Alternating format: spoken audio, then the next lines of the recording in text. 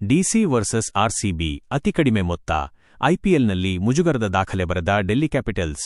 ನಂತರ ಭುವಿ ಹೀಗೆ ಹೇಳಿದ್ದಾರೆ: ಕೇವಲ 2 ದಿನಗಳ ಹಿಂದೆ ಡೆಲ್ಲಿ ಕ್ಯಾಪಿಟಲ್ಸ್ ತಂಡ ಯಾವ ಮೈದಾನದಲ್ಲಿ ರನ್ಗಳ ಮಳೆ ಹರಿಸಿ ಐಪಿಎಲ್ ಇತಿಹಾಸದಲ್ಲಿ ಅತ್ಯಧಿಕ ಮೊತ್ತ ಕಲೆ ಹಾಕಿದ್ದ ದಾಖಲೆ ಬರೆದಿತ್ತೋ, ಇದೀಗ ಅದೇ ಮೈದಾನದಲ್ಲಿ ಅತ್ಯಂತ ಹೀನಾಯ ದಾಖಲೆಯೊಂದನ್ನು ಬರೆದಿದೆ. ಏಪ್ರಿಲ್ 25ರಂದು ಪಂಜಾಬ್ ಕಿಂಗ್ಸ್ ವಿರುದ್ಧ ನಡೆದಿದ್ದ ಪಂದ್ಯದಲ್ಲಿ ಇದೇ ಅರುಣ್ ಜೇಟ್ಲಿ ಮೈದಾನದಲ್ಲಿ ಬರೋಬ್ಬರಿ 264 ರನ್ ಬಾರಿಸಿತ್ತು. ಇದು ಐಪಿಎಲ್ ಇತಿಹಾಸದಲ್ಲಿ ಡೆಲ್ಲಿ ತಂಡ ಕಲೆ ಹಾಕಿದ್ದ ಅತ್ಯಧಿಕ ಮೊತ್ತವಾಗಿತ್ತು. ಹೀಗಾಗಿ ಆರ್ಸಿಬಿ ವಿರುದ್ಧದ ಇಂದಿನ ಪಂದ್ಯದಲ್ಲೂ ಅದೇ ಪ್ರದರ್ಶನವನ್ನು ನಿರೀಕ್ಷಿಸಲಾಗಿತ್ತು.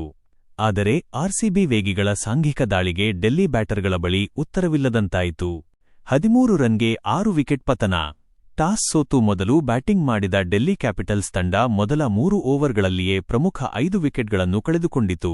ಆ ಸಮಯಕ್ಕೆ ತಂಡ ಕಲೆ ಹಾಕಿದ್ದು ಕೇವಲ 7 ರನ್ ಮಾತ್ರ. ಈ 7 ರನ್ಗಳಲ್ಲಿ ಸ್ವಬ್ ಬಾರಿಸಿದ ಬೌಂಡರಿಯೂ ಸೇರಿತ್ತು.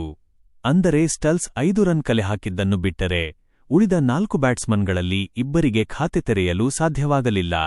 ಐಪಿಎಲ್ನಲ್ಲಿ ಚೊಚ್ಚಲ ಪಂದ್ಯವನ್ನಾಡಿದ ಸಾಹಿಲ್ ಪರಾಕ್, ಭುವಿ ಎಸೆತದಲ್ಲಿ ಖಾತೆ ತೆರೆಯದೆ ಕ್ಲೀನ್ ಬೌಲ್ಡ್ ಆದರೆ, ಅನುಭವಿ ಬ್ಯಾಟ್ಸ್ಮನ್ ಕೆಎಲ್ ರಾಹುಲ್ ಕೇವಲ 1 ರನ್ ಬಾರಿಸಿ ವಿಕೆಟ್ ಒಪ್ಪಿಸಿದರು.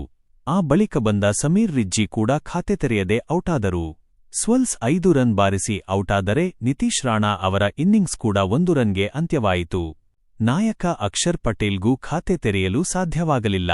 ಅಂದರೆ 6 ಬ್ಯಾಟ್ಸ್ಮನ್ಗಳಲ್ಲಿ 3ರಿಗೆ ಖಾತೆ ತೆರೆಯಲು ಸಾಧ್ಯವಾಗಲಿಲ್ಲ. ಇದರ ಪರಿಣಾಮವಾಗಿ ಡೆಲ್ಲಿ ಪವರ್ ಪ್ಲೇನಲ್ಲಿ ಕೇವಲ 13 ರನ್ ಬಾರಿಸಿ 6 ವಿಕೆಟ್ ಕಳೆದುಕೊಂಡಿತು.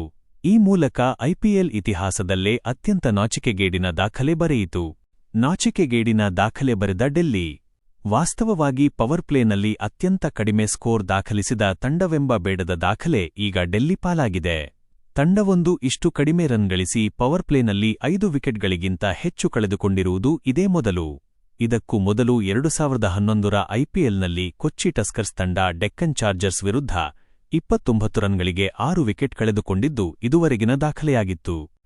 ನಂತರ ಭುವನೇಶ್ವರ್ ಕುಮಾರ್ ಹೀಗೆ ಹೇಳಿದ್ದಾರೆ: ಪಂದ್ಯದ ಅದ್ಭುತ ಪ್ರದರ್ಶನದ ನಂತರ ಮಾತನಾಡಿದ ಭುವನೇಶ್ವರ್ ಕುಮಾರ್ ತಮ್ಮ ಸಂತಸವನ್ನು ಹೀಗೆ ಹಂಚಿಕೊಂಡಿದ್ದಾರೆ: ನನಗೆ ಇವತ್ತು ತುಂಬಾ ಖುಷಿಯಾಗಿದೆ ಮತ್ತು ನಾನು ಪವರ್ ಪ್ಲೇನಲ್ಲಿ ಇಷ್ಟು ಚೆನ್ನಾಗಿ ಬೌಲಿಂಗ್ ಹಾಕುತ್ತೇನೆ ಎಂದು ಅಂದುಕೊಂಡಿರಲಿಲ್ಲ. ನಾನು ಸ್ಫೋಟಕ ಆಟಗಾರರ ವಿಕೆಟ್ ಪಡೆದುಕೊಂಡೆ ಮತ್ತು ನನಗೆ ಪಂದ್ಯ ಶ್ರೇಷ್ಠ ಪ್ರಶಸ್ತಿ ಕೊಟ್ಟ ಹ್ಯಾಜಲ್ವುಡ್ ಅವರಿಗೆ ಧನ್ಯವಾದಗಳು.